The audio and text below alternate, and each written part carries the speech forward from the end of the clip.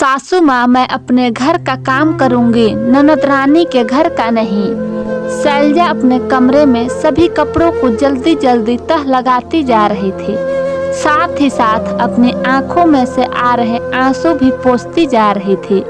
इतने लोगों के सामने सासू माँ ने उसे किस तरह से झिड़क दिया, जैसे वह कोई घर की नौकरानी हो। सिर्फ एक मदद ही तो मांगी थी, उस पर इस तरह से उसे बेइज्जत किया जाएगा, इसका उसे बिल्कुल अंदाजा भी नहीं था। अचानक सासू माँ की इच्छा हुई तो घर में एक छोटी सी सत्यनारायण की कथा रखी गई थी। बहन बेटियों के नाम पर सिर्फ थोड़े से रिश्तेदारों को बुलाया गया था।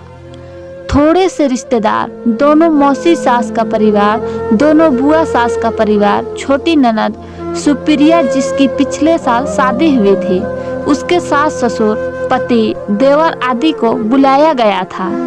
थोड़े थोड़े करके 30 लोग तो कम से कम रिश्तेदार ही हो गए। फिर घर के सभी सदस्य, ऊपर से सासू माँ की कुछ सहेलियाँ, कुल मिलाकर 50 लोग आराम से हो गए।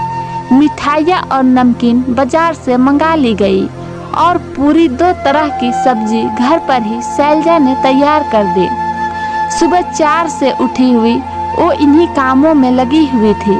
सत्यनारायण की कथा खत्म होने के बाद सभी को प्रसादी के तौर पर भोजन कराया गया।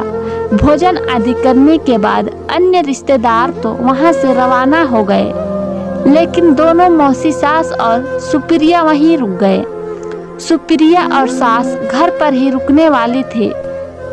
शैलजा अपनी थाली परोस कर बैठी ही थी कि इतने में सासू माँ ने शैलजा को आवाज लगाई, अरे बहू, क्या आज पूरे कपड़ा जलाकर ही मानोगी? दोपहर के 3 बजने को आए, अभी तक छत से कपड़े उतार कर नहीं लाई तुम?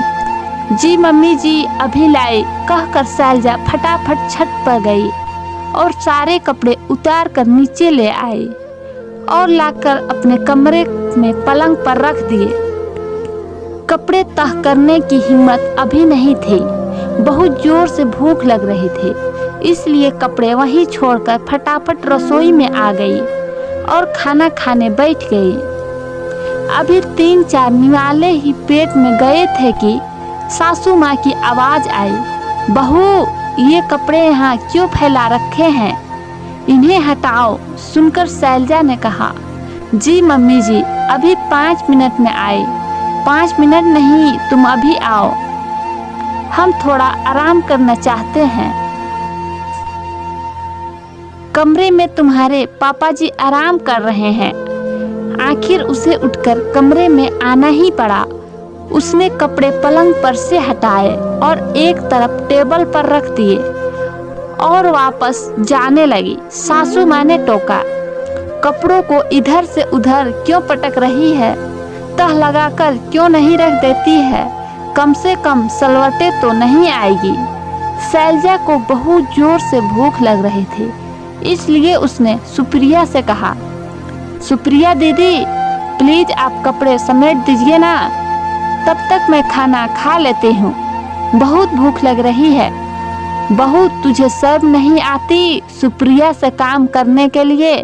कहते हुए, मम्मी जी, शादी से पहले भी तो सुप्रिया दीदी मेरी मदद करती थी। पहले की बात कुछ और थी, लेकिन अब नहीं। लोग क्या कहेंगे कि ननद से काम करवाती है? अपने ससुराल का भी काम करे और तुम्हारे घर का भी, वो भी इंसान है। खबरदार, मेरी बेटी से अगर घर का काम करवाया तो। सासू माँ की बात में मौसी सास ने भी हाँ में हाँ मिलाई और सुप्रिया ने तो यहाँ तक कह दिया, भाभी, मैं अपने ससुराल का भी काम करूँ और आपके घर का भी? माफ करना, मैं कोई नौकरानी नहीं हूँ। आपके कपड़े हैं, आप ही तह करो। फिर अपनी मम्मी से बोली, मम्मी आप तो बाहर चलो, हम तो बाहर बैठकर ही आराम कर लेंगे, कहकर चारों हॉल में आकर बैठ गई।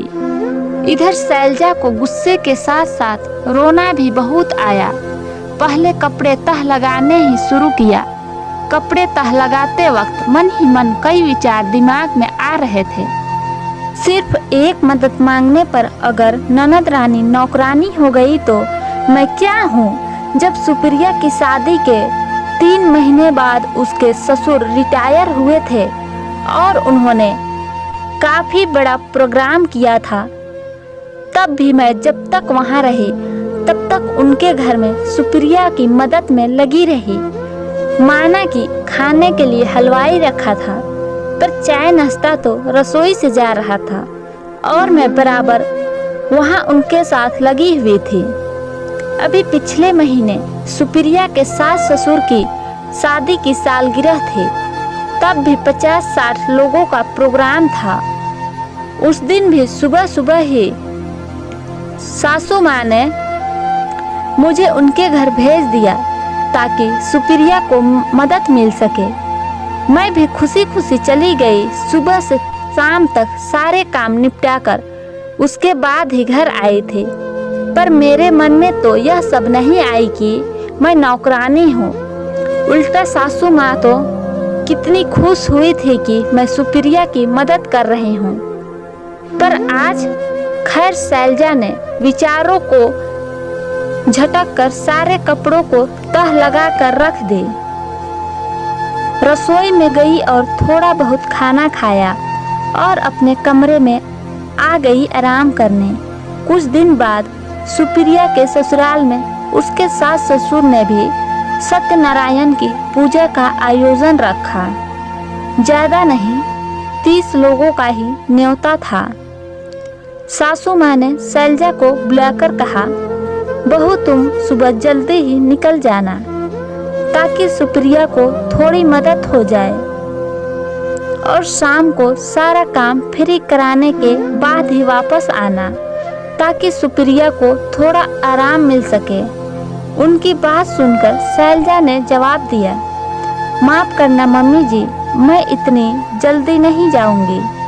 उसकी बात सुनकर सासू माँ ने हैरानी देखा और फिर कहा, क्यों, क्या बात हो गई?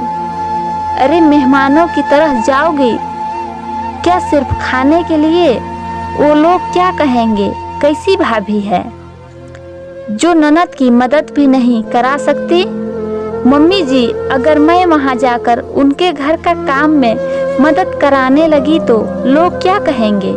मैं सुप्रिया की भाभी हूँ और उसके ससुराल जाकर काम कर रही हूँ। मेरी ननद रानी को ताने सुनने पड़ेंगे। क्यों, पहले भी तो 2 बार सुप्रिया के घर में काम करना पड़ा था, तब तो तूने जाकर काम करवाया था। अब क्या हो गया जो तू मना करने लगी? सासू माँ ने तुनकते हुए कहा। सुनकर शैलजा ने कहा, मम्मी जी, तब मुझ में अक्ल नहीं थी, पर क्या है ना कि अपने घर में जब सत्यनारायण का काम हुआ तो मुझे समझ में आया कि लोग हमारे बारे में बातें बनाते हैं कि हम किसी के घर जाकर काम में मदद क्यों करें।